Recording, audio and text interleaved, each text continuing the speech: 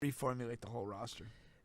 That should be their main goal. Right. I think the Frank Vogel and the coach, that shit should be at the very last end of your to-do list. The first thing you need to do is figure out what the hell you're going to do with this roster because it's a shit show. That's one thing I wanted to talk about was Anthony Davis. Like, what do you do with Davis? I thought I had a thing here, but I don't. Like because I figured that's the only move you can actually make. So do you pull the trigger there? Yeah, you would seem he would be the guy that would have value based on age, but his health record has been so bad. Like, I mean,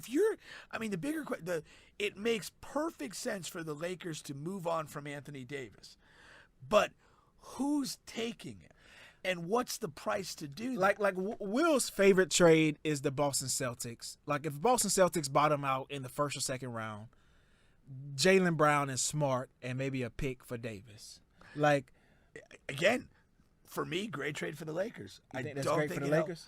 Yeah, but you don't think it's a great trade for the Celtics? I do not trust Anthony Davis to be healthy at all. What if he's healthy? Like, I understand. What if Jesus comes back?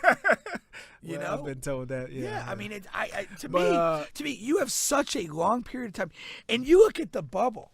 Like, this guy, was barely healthy in the bubble on an abbreviated season with a 3-month rest.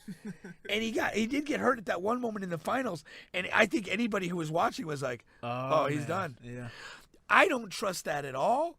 And I don't think it's worth trading any significant if you were an asset organization, you just would stay away. I'll pass. Would not inquire. Yeah. And obviously I don't know Anthony Davis, but he projects nothing about giving to the team as a person. Yeah, to me, even if he's healthy, he's just not a guy I'm sure I want as a main key cog in my team. I don't think he offers any intangibles. No. I don't think he's been in the league 6 or 7 full seasons, maybe more. I thought he won the title in 2012. Yeah. He's coming up on 10 seasons in the league. Yeah. Who has any sense of his personality? Yeah. At all.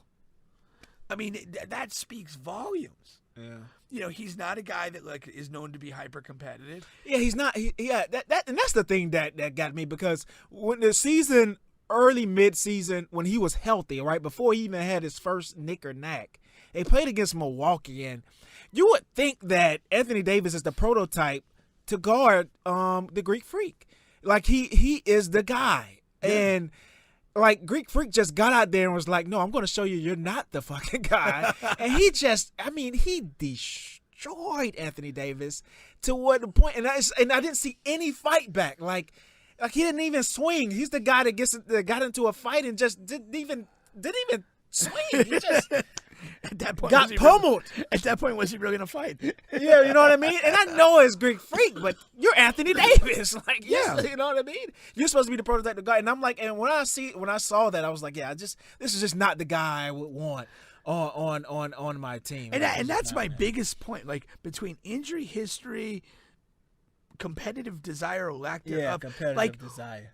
Why is he an asset to anybody? Like, yeah. Why do you want him? And he's not coming dirt cheap. Yeah. Like, if he was an unrestricted free agent and somehow wanted to play for the veterans, a flyer. Yeah. The mid-level exemption, every team in the league should pounce. Yeah.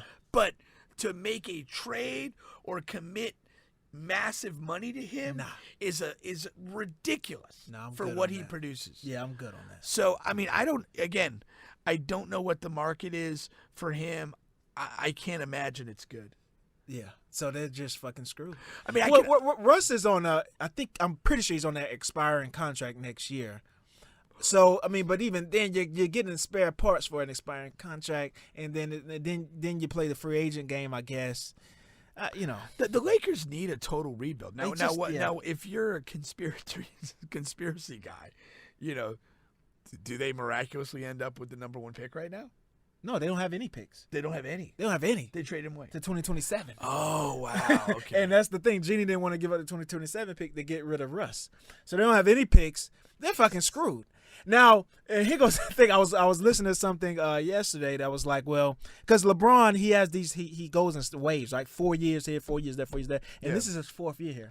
Yeah. It would be so LeBron to leave and leave that team in shambles. Yeah. Because the overall sentiment is, your LeBron leaves your team and you're so sorry the next year. But the thing is, that doesn't paint the full picture. Although he makes you get rid of all of your assets and things like like that's the another like low key aspect of LeBron is he literally guts franchise. He's gonna gut your franchise.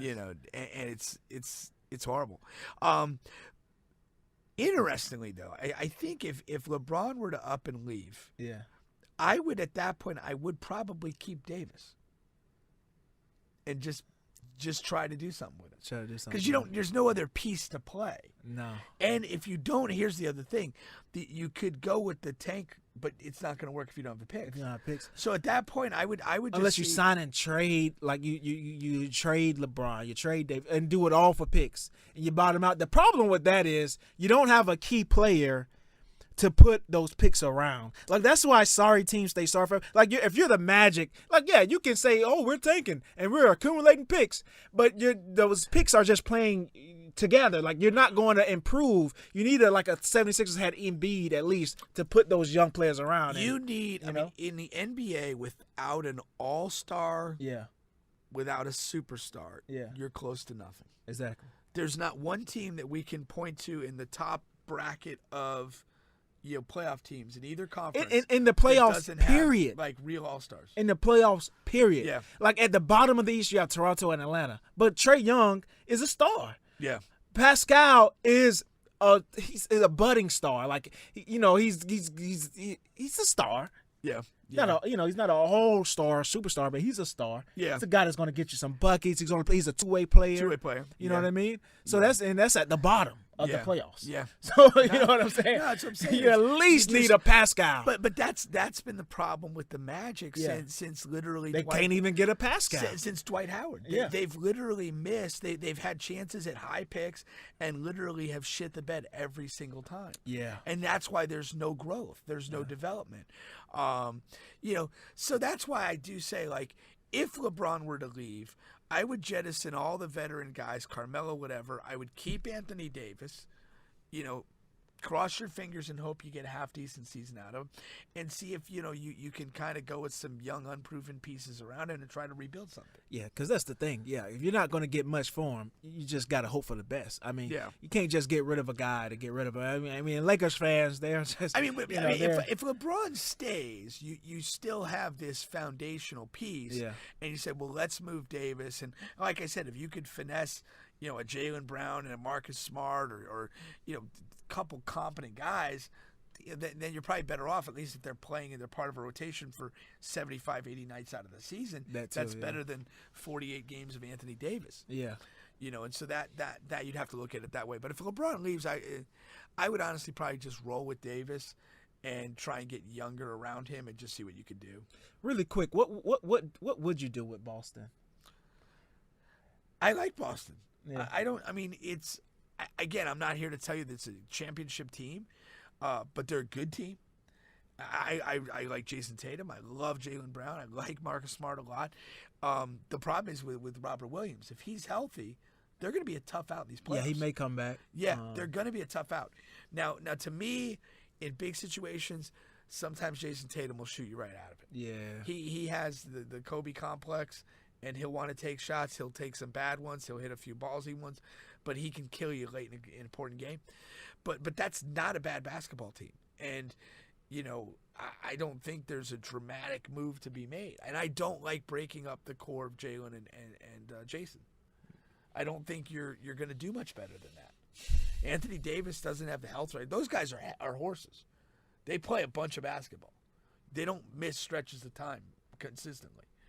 And I think the two wings, I think that's not today's NBA. I probably just don't not, think. Probably not. I agree with you. But my point is what are you going to move those guys for? I think the move today is a wing player and a guard, or a very talented big who can do several things, and a guard. That's why Denver is so different with Murray, and that's why that's why you need a the right Harden, which is the wrong Harden now with Embiid. You know what I mean? Yeah, Kyrie, KD. I do not disagree with what you're saying at Booker, all, TCP. but I just don't think that there's a move To be right made. for No, those two I guys. don't see it. Like, I don't have a suggestion that makes sense. But I'm just saying. And don't just trade. Don't just trade just to trade. I'm Yeah, 1,000% against Yeah. that. Yeah. If there was a high level guard Yeah. that could be moved for one of those guys in a wing, or like you said, a multi-skilled, but like multi-skilled bigs, we have like just like this. we have like that's 3 or 4 unicorns in the entire league. and they're all in the front of the MVP race. yeah, You know, we literally. got Embiid, you got Giannis, you got and Jokic. and that's Like, it. Yeah, really. I mean, who else are we talking about? That's the whole category. Yeah, And we those thought guys we, aren't we moving. thought Porzingis was going to be that. He had a chance. Yeah, he was the did. first one. I think that he popped before. Embiid and He and looked Giannis. he looked real promising At first. I mean, he did. And That then, New York season, yeah. I don't know, man. I He think just, injuries derailed him, he tore the ACL. and now he's just like an average shooter. He might have raped a woman, but Yeah, he was the first prototype. but the next guy to look at is Victor Wembanyama. Who's that? He's a Frenchman. He's 17 years old. He's 7'4". And he can do things. He looks like Porzingis to build. Oh yeah. And it's You have to develop. You have to do this. Yeah. But he can shoot the ball. He can shoot the ball, Oh yeah. and he swats everything. I mean, I hate the KD comparison. It's too much. Oh yeah. But there's this weird, But would you say his floor could be Porzingis? floor should be better than Porzingis. His floor should be better than Porzingis. He's the number 1 pick when he's eligible. He's not this draft, the one after. But I mean, unless he suffered a catastrophic injury, he's number 1 pick. Oh wow. Hands down. He Dominated the U.S. team in the, I think it was under 18, under 19 World Cup. They were in the final. The Chet Holmgren, who's at Gonzaga, who was the guy. No comparison. He couldn't do anything with No him. comparison. Oh wow. No. And he's going to be a top 2, top 3 pick this Yeah, year. yeah. No, I'll be head to head. Wembanyama's better. A lot, and And he's not younger. close. Yeah, and he's younger. Yeah, he's the guy. There was videos of him when he was like 14 or 15 working out with Rudy Gobert, Oh wow. and like he was taller than Rudy then. Yeah, I mean, he can legitimately shoot it. He's like KD in the sense of like he's that extremely slight build, but he has like an agility to him, and he's got a skill set. He can handle the ball a little bit. He can shoot it, and then he just blocks shots like you wouldn't believe.